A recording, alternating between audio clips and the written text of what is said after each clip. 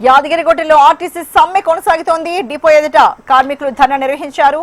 ఆర్టీసీని ప్రభుత్వంలో విలీనం చేయడంతో పాటు కాంగ్రెస్ ప్రభుత్వం మేనిఫెస్టోలో ఇచ్చిన హామీలు నెరవేర్చాలని వారు డిమాండ్ చేస్తున్నారు. 32 డిమాండ్లు పరిష్కరించేంత వరకు సమ్మె ఆపేది లేదని కార్మికులు అంటున్నారు. యాదగిరిగుట్టలో సమ్మెపై మరింత సమాచారాన్ని మా ప్రతినిధి రామ్రెడ్డి అందిస్తారు. తెలంగాణ రాష్ట్ర వ్యాప్తంగా జేఏసీ పిలుపు మేరకు ఆర్టీసీ కార్మికులు సమ్మెకు దిగడంతో ప్రధానంగా యాదగిరిగుట్ట పట్టణ ప్రాంతం యాదగిరిగుట్ట బస్ డిపో ఎదుట కార్మికులు వారి బస్ డిపో ఎదురుగా బిటాయించి వారి నినాదాలు చేస్తూ సమ్మెకు పూర్తిగా మద్దతు తెలుపుతున్నట్టు కనబడుతున్నది. మనతో మాట్లాడేందుకు సమ్మె జేఏసీ చైర్మన్ అయిన ప్రభాకర్ గారు మనతో పాటు ఉన్నారు. మరిన్ని విషయాలు మరిని అడిగి తెలుసుకుందాం. అన్న నమస్కారం. అన్న, అసలు ఏంది మీ జేఏసీ మీ డిమాండ్లు ఏంది? ప్రధానంగా యాదగిరిగుట్ట డిపోలో ఎన్ని బస్సులు ఉన్నాయి? ఎన్ని బస్సులు ఇప్పుడు నిలిచిపోయినాయి? ఏమన్నా బస్సులు బయటికి వెళ్ళాయా, వెళ్ళలేదా? అన్న, ఇప్పటి వరకు యాదగిరిగుట్ట డిపోలో 60 ఆర్టీసీ బస్సులు, 65 హైర్ బస్సులు, మొత్తం 125 బస్సులు ఉన్నాయి. ఏ ఒక్క బస్సు కూడా బయటికి వెళ్ళలేదు. మాతో పాటు మాకు హైర్ బస్సు డ్రైవర్స్ అసోసియేషన్ కూడా మాకు పూర్తి సహకారం ఇస్తుంది. వాళ్ళు కూడా మాతో పాటు సమ్మెలో పాల్గొని ఏ ఒక్క బస్సును కూడా బయట తీసేందుకు సాహసం చేయలేదు. రాత్రి క్లియర్గా మాకు చెప్పేశారు, అన్న మీతో పాటు మేము ఉంటామని. ఎందుకంటే వాళ్ళ డిమాండ్ కూడా ఉన్నది.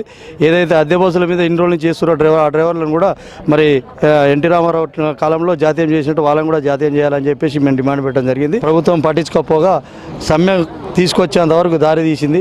ఈ సమ్మె ఇంతటితోటి ఆగదు. ఈ సమ్మె మా ప్రధానమైన డిమాండ్లు ఆర్టీసీని ప్రభుత్వంలో విలీనం చేయాలి, మాకు రావాల్సిన 2 పిఆర్సీలు ఇవ్వాలి, 2017 ఏరియర్స్ ఇవ్వాలి, అలాగే కార్మిక నియామకాలు రెగ్యులర్ ప్రాతిపదికన చేపట్టాలి.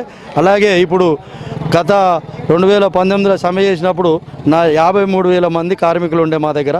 ఇప్పటి వరకు రిటైర్మెంట్ ఉంది కానీ రిక్రూట్మెంట్ లేదు. దగ్గర 15,000 మంది రిటైర్మెంట్ అయిపోయారు.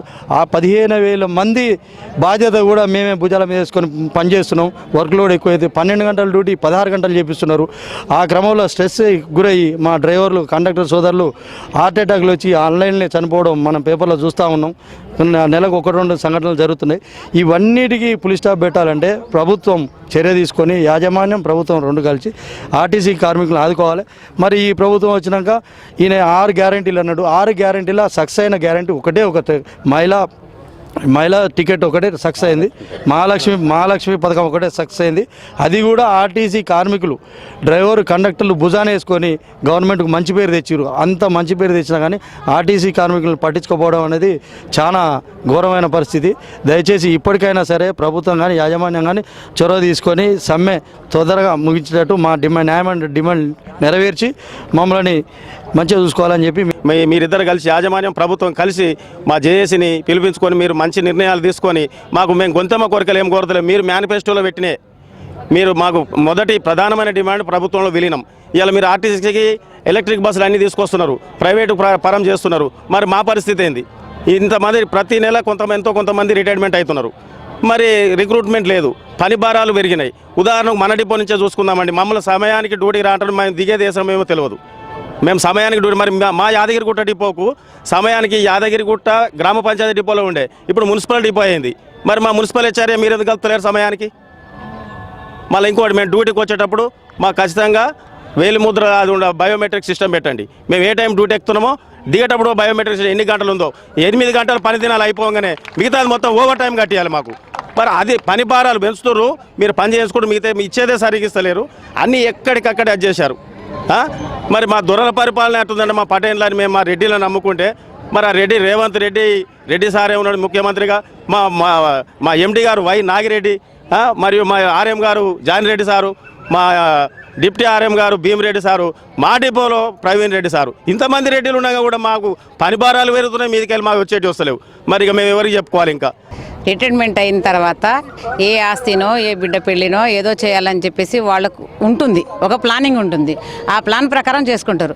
రిటైర్డ్ అయ్యి 2 ఇయర్స్ అయినా 3 ఇయర్స్ అయినా కూడా ఇంతవరకు కూడా అమౌంట్ ఇవ్వకుంటే వాళ్ళ పరిస్థితి అండి, వాళ్ళు కూడా రోడ్ల మీద పడ్డారు. కనీసం ప్రభుత్వంలో విలీనమైనా సరే గవర్నమెంట్ ఉన్నది కదా, హాఫ్ ఆఫ్ శాలరీ వస్తుందనే ఆలోచన అయినా ఉంటుంది.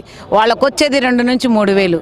అసలు దేనికి పనికి వస్తుందండి? 50,000 60,000 జీతం చేసి 2-3 వేలు తీసుకొని వాళ్ళు నిజంగా పెళ్ళానికి తిండి పెట్టే పొజిషన్ పొజిషన్లో ఉంటారా? ఉండరు కదా.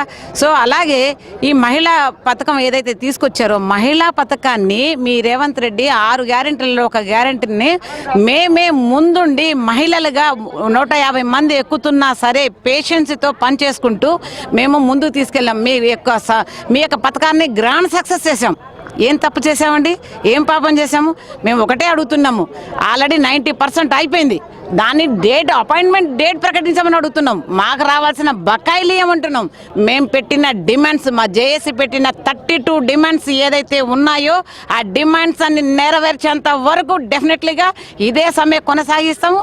ఎన్ని రోజులైనా సరే చావైనా రేవైనా. గత ప్రభుత్వం లాగా మీరు చేయాలనుకుంటున్నారా? అది కాదు కదా మీ ఉద్దేశం. అది అయితే కనుక అదే చేస్తాము. లేదనుకుంటే రవాణా శాఖ మంత్రి గారు ఎక్కడున్న పొన్నం ప్రభాకర్ గారు మాతో చర్చలు జరపండి సార్, యాజమాన్యంతో కాదు. యాజమాన్యం మమ్మల్ని ఎప్పుడూ పిలవలేదు, బట్ మీరు పిలవండి, ముఖ్యమంత్రి గారు పిలవండి, మేము వస్తాము.